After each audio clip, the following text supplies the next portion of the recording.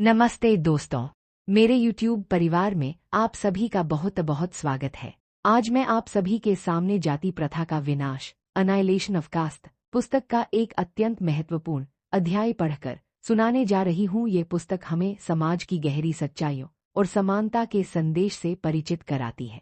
मेरा आप सभी से विनम्र निवेदन है कि यदि आपको मेरा यह प्रयास अच्छा लगे तो इस चैनल को सब्सक्राइब करें, वीडियो को शेयर करें और बेल आइकन को जरूर प्रेस करें ताकि आने वाले हर अध्याय की जानकारी आपको मिलती रहे। होगा कि वे पुरोहित ब्राह्मणों के विरुद्ध किए गए आंदोलन में भाग लेंगे।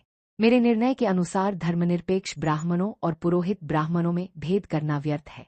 वे दोनों आपस में रिश्तेदार हैं। ये एक शरीर की दो भुजाएं हैं। एक ब्राह्मण दूसरे ब्राह्मण का अस्तित्व बनाए रखने हेतु लड़ने के लिए बाध्य है। इस संबंध में मुझे प्रो डाइसी की सारगर्भित टिप्पणियां याद आती हैं जो उन्होंने अपने इंग्लिश कॉन्स्टिट्यूशन में दी हैं। संसद की विधायी सर्वोच्चता की वास्तविकता परिसीमा के संबंध में डाइसी ने कहा है, किसी भी प्रभुता संपन्न विशेषतः संसद द्वारा सत्ता का वास्तविक प्रयोग दो परिसीमाओं से परिबद्ध या नियंत्रित है। इनमें एक बाह्य और दूसरी आंतरिक परिसीमा है। किसी प्रभुता संपन्न की वास्तविक शक्ति की बाह्य सीमा ऐसी संभावना या निश्चितता को कहा जाता है कि उसकी प्रजा या अधिकांश प्रजा उसके कानूनों की अवज्ञा या विरोध करेगी। प्रभुसत्ता के प्रयोग की आंतरिक सीमा स्वयं प्रभुसत्ता के स्वरूप से उत्पन्न होती, जिसका निर्माण उसकी परिस्थिति, तत्समय प्रवृत्त नैतिक भावनाओं और उस समाज के आधार पर होता है जिससे वह संबंधित है। सुल्तान अगर चाहता भी तो मुस्लिम विश्व के धर्म को परिवर्तित नहीं कर सका, लेकिन यदि वह ऐसा कर भी सकता था तो ये बिल्कुल असंभव था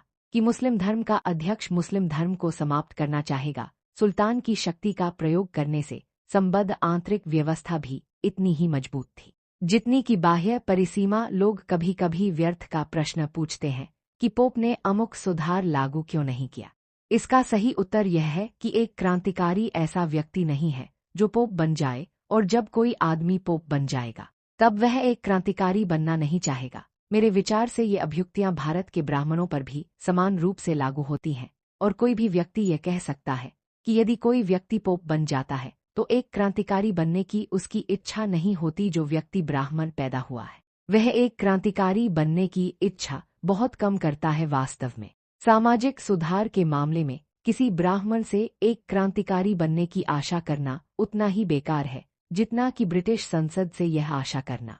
जैसा कि लेस्ली स्टीफन ने कहा था कि वह ऐसा अधिनियम पारित करेंगे जिसके अनुसार सभी नीली आंखों वाले बच्चों की हत्या कर दी जाएगी। आपके में से कुछ ये कहेंगे कि यह एक मामूली बात है कि जाति प्रथा समाप्त करने के आंदोलन का नेतृत्व करने के लिए ब्राह्मण आगे आए अथवा नहीं। मेरे विचार से इस दृष्टिकोण का अपनाया जाना समाज के बुद्धिजीवी वर्ग द्वारा अदा की गई भूमिका की उपेक्षा करना होगा। चाहे आप इस सिद्धांत को माने या न माने, एक महान पुरुष इतिहास का निर्माता होता है, लेकिन आपको इतना अवश्य स्वीकार करना होगा कि प्रत्येक देश में बुद्धिजीवी वर्ग सर्वाधिक प्रभावशाली वर्ग रहा है। वह भले ही शासक वर्ग न रहा हो, बुद्धिशाली वर्ग वह है जो दूरदर्शी होता है, सलाह दे सकता है और नेतृत्व प्रदान कर जाति प्रथा उन्मूलन सकता है। किसी भी देश की अधिकांश जनता विचारशील एवं क्रियाशील जीवन व्यतीत नहीं करती। ऐसे लोग प्राय बुद्धिजीवी वर्ग का अनुकरण और अनुगमन करते हैं। यह कहने में कोई अतिशयोक्ति नहीं होगी कि किसी देश का संपूर्ण भविष्य उसके बुद्धिजीवी वर्ग पर निर्भर होता है। यदि बुद्धिजीवी वर्ग ईमानदार, स्वतंत्र और निष्पक्ष है तो उस पर यह भरोसा किया जा सकता है कि संकट की घड़ी में वह पहल करेगा और उचित नेतृत्व